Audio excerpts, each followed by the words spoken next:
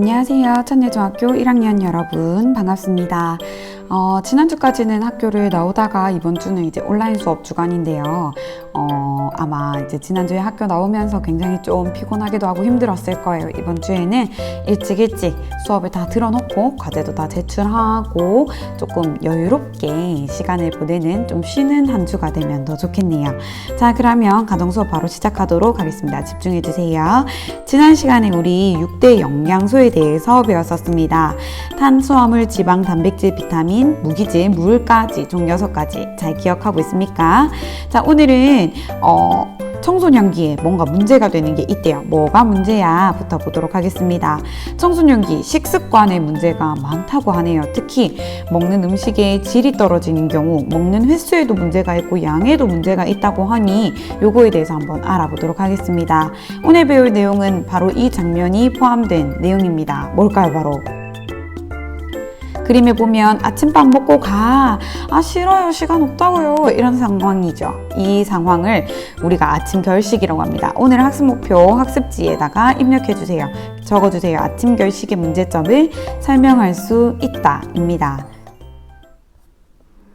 아침 결식이란 무엇일까요? 아침 결석한다 뜻이죠. 즉 아침을 먹지 않는 것을 우리가 아침 결식이라고 하는데요.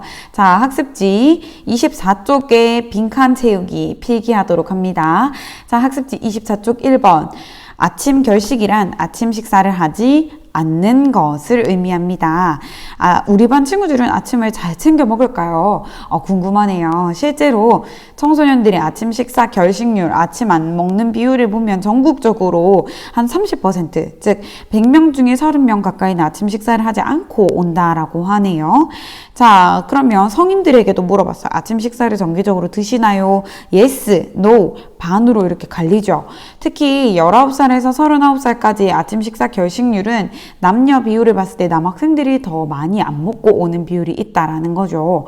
증가하는 아침 식사 결식률, 나이를 불문하고 아침 식사를 먹지 않는 비율은 점점 증가하고 있다는 겁니다. 학습지 24쪽 2번의 빈칸 채우기. 자, 원래 같으면 우리 친구들이랑 왜 아침 안 먹는지 서로 물어봐야 하는데 이런 것들을 하기가 어려우니 선생님이랑 예상되는 답안들을 한번 먼저 보죠. 아침 결식의 원인, 이름 적는 칸에는 쓰지 말고 원인 적는 칸에 내가 이 내용에 해당한 적이 있다 하는 것들 한번 써보세요. 늦잠 자고 싶어서 안 먹은 적도 있고, 잠이 더 좋아서 그 시간에 그냥 잠이 더 좋아서, 또 아침 먹으면 난 배가 아파 이런 친구들도 있고, 또 찬우유 먹으면 나 배 아파 이런 친구들도 있어서 아침을 잘 안 먹게 되는 경우, 또 시간이 없어서 부랴부랴 학교 나오게 되니까, 또 귀찮아서 밥 먹는 거 귀찮아서 안 먹게 된다. 또 엄마가 안 줘서 또는 부모님이 안 차려줘서 이런 경우도 많은데, 그때는 우리가 간단하게 챙겨 먹을 수 있는 다른 것들을 준비해 놓으면 좋겠죠. 또 다이어트 하려고 아침이라도 안 먹어보려고 한다 이런 이유들이 있었을 거예요. 이 중에서 골라서 빈칸 한번 채워서 적어보세요. 자, 그러면 학습지 2번 상식 키우기입니다. 줄 한번 그어보세요. 자, 이 단어들 우리가 평소에 많이 듣는 단어인데요. 이 단어들이 어떤 것을 의미하는지 줄 한번 그어보세요. 자, 다 했나요? 그러면 줄 한번 확인해 볼게요. 고지혈증은 두 번째 겁니다.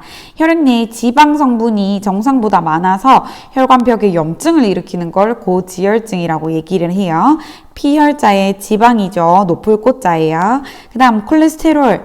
콜레스테롤은 지방의 일종으로 생명 유지에 꼭 필요한데 과잉, 너무 많이 먹으면 동맥경화증이라고 하는 병을 유발하기도 한다라는 거죠. 자, 이러한 고지혈증이나 콜레스테롤이 많이 쌓이게 되면 자, 이러한 성인병을 유발하게 됩니다. 성인병은 성인에 많이 나타나는 병으로 이러한 종류들이 있는데 요즘은 청소년들한테서도 많이 나타나요. 그래서 꼭 성인에게서만 나타난다 이렇게 생각할 수는 없어요. 지방간, 당뇨병, 고혈압, 동맥경화증 이런 것들은 만성질환이라고 해서 약 먹어서 나을 수 있는 한 번에 싹 낫는 그런 병이 아니라 평생토록 쭉 이어지는 병이기 때문에 애초에 걸리지 않도록 하는 게 굉장히 중요합니다. 자, 선생님이 다음에 이어진 영상을 2개를 보여줄 거예요. 첫 번째 영상, 뉴스 영상을 보고 학습지 24쪽에 1번 뉴스 빈칸 단어를 채워 넣으면 되고요. 두 번째 영상을 보면서 25쪽에 2번 빈칸을 다 채우면 됩니다. 빈칸 단원은 선생님이 등교 계약해서 확인해 줄 거니까 만약에 좀 못 들었다 하는 부분은 돌려가면서 다시 들어보기 바랍니다.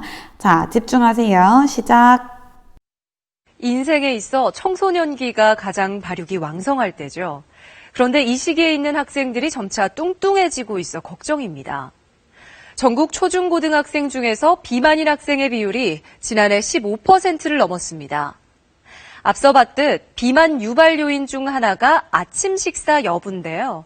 이 아침 식사를 거르는 학생은 상급 학교로 갈수록 급증하고 있습니다. 문제는 이렇게 아침 식사를 거르면 고지혈증까지 생길 수 있다는 겁니다. 박광식 의학 전문 기자가 보도합니다. 매일 아침 식사를 거르는 여고생입니다. 대신 편의점에서 닭고기와 치즈가 버무려진 패스트푸드를 사 먹습니다. 아침에는 잠에 치이고 준비하는 시간에 치여서 보통 건너뛰고 매점 가서 좀 빵이랑 음료수 하나 급하게 먹는 것도 있고.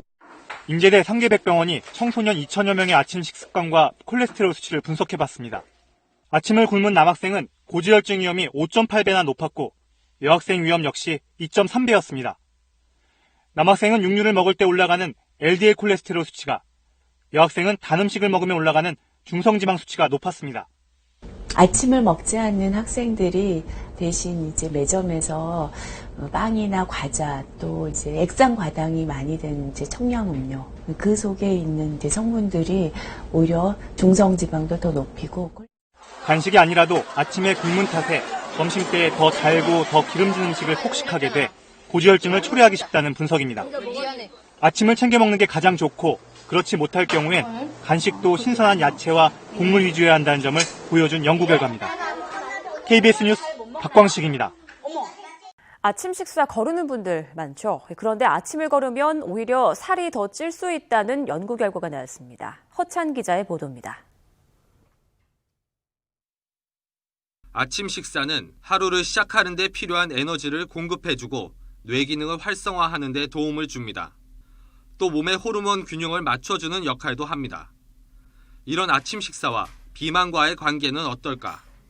미국 연구팀이 초등학교 5학년생 600명을 아침 식사를 한 번 먹는 학생, 2번 먹는 학생, 그리고 거르는 학생 등 세 그룹을 나눈 뒤 3년 동안 관찰했습니다. 그 결과 아침 식사를 한 번 먹는 그룹과 2번 먹는 그룹에서는 각각 전체의 20% 정도가 비만이었습니다. 반면 아침을 거른 학생들은 40% 이상이 비만으로 2배 이상 많았습니다. 연구팀은 아침 식사를 거르면 아침 식사를 든든히 했을 때보다 점심이나 저녁 때 더 많이 먹게 되는 것을 주 원인으로 꼽았습니다. 아침 식사를 하지 않게 되면은 하루 중 먹어야 될 열량이 점심 저녁에 집중되면서 전체적으로 과식이나 폭식의 위험이 커지고 지방을 축적하기 쉬운 상황이 됩니다. 최근 한 조사에 따르면 한국인 4명 가운데 1명은 아침 식사를 거르는 것으로 나타났습니다. 아침 식사의 다양한 효능들이 주목받고 있는 만큼 아침 식사에 대한 인식 변화와 식습관 개선이 필요합니다. YTN 사이언스 허찬입니다. 자, 뉴스 영상 잘 들었나요? 자, 그럼 정리 한번 해볼게요. 아침 식사를 안 하면 어떤 단점이 있겠어요? 첫 번째, 배가 고파요. 자, 배가 고프고 기운이 없게 되죠. 평소에 먹는 친구들이라면 특히나 아침 식사를 거르게 되면 훨씬 더 배가 고프고 한 10시쯤, 11시쯤 되면 꼬르륵 소리가 들릴 수도 있어요. 그러다 보면 집중도 안 되고 다른 친구들보다 기운이 떨어지게 되겠죠. 또 두 번째, 집중을 하기가 어려워요. 그 이유는 뇌에서 우리가 머리를 써야 되는데 뇌로 가는 포도당, 에너지원인 포도당은 몸속에 저장이 따로 안 돼요.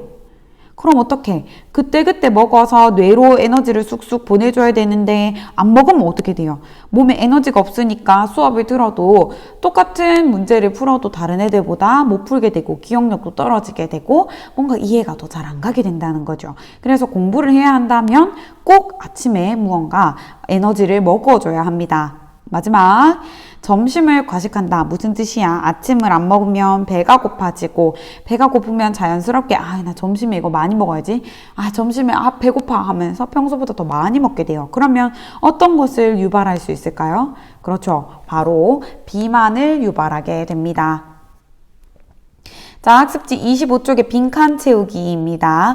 자, 1번. 어디에 에너지 공급이 원활하게 이루어지지 않을까요? 그렇죠. 한 글자. 바로 뇌입니다. 뇌의 에너지원이 포도당이 제대로 공급이 안 되다 보니까 어떤 능력, 공부에 집중하는 능력인 집중력이 감소하게 되면서 어떤 능력, 공부하는 능력, 학습 능력이 떨어지게 됩니다. 자, 그 다음 2번. 에너지가 부족하니까 기운이 없고 활기차지 못하죠. 그 다음 3번. 점심과 저녁에 기름진 음식으로 뭐 할 가능성? 과식할 가능성. 과식을 하게 되면 뭐의 위험? 비만의 위험이 높아지게 된다입니다. 자, 그러면 아침에 먹기 좋은 음식으로는 어떤 것이 있을까요? 아침에는 빵 먹어도 되고요. 밥과 국과 반찬으로 먹어도 되고요. 간단하게 시리얼 먹어도 되고 어떤 것이든 먹으면 됩니다. 자기와 잘 맞는 아침에 이런 것들은 잘 먹힌다 하는 것들을 먹으면 되는데 그렇다고 해서 아침에 삼겹살, 어제 남은 치킨, 라면 이런 것들을 먹으면 좋지 않아요. 특히 라면. 그 이유는 라면 같은 경우에는 가공식품이기 때문에 소화가 안 돼요. 먹고 나서 20분 후에 위장의 사진을 찍어 봤더니 다른 신선한 음식을 먹었을 때와 가공식품을 먹었을 때 신선한 음식은 벌써 부스러져가지고 잘 소화가 되고 있는 반면에 라면은 이렇게 형태가 아직 살아있죠. 자, 그러면 2시간 후에도 봤더니 2시간 후에는 아예 뿌옇게 이렇게 소화가 다 된 반면에 아직도 가공식품들은 형태가 그대로 남아있다라는 거죠. 소화가 더 잘 안 되고 더부룩한 느낌을 받을 수 있게 된다라는 겁니다. 자, 학습지 5번에 그림으로 아침 식사에 좋은 음식들을 그림으로 한번 그려보세요. 이렇게 밥, 뭐 국이라면 선생님이 좋아하는 미역국 이렇게 그려보고 이렇게 해서 뭘까요? 계란말이에요. 계란말이. 이런 식으로 그려보면 되겠습니다. 자, 퀴즈. 아침 식사 안 먹는 것을 4글자로 하면 무엇일까요? 답은 4번입니다. 자, 그 다음 뇌로 가는 포도당은 저장이 된다, 안 된다? 답은 X. 저장이 안 되니까 그때 꼭 먹어줘야 합니다. 질문이 있다면 Q&A 방에 남겨주세요. 수고했습니다. 그 다음 수업도 이어 들으세요.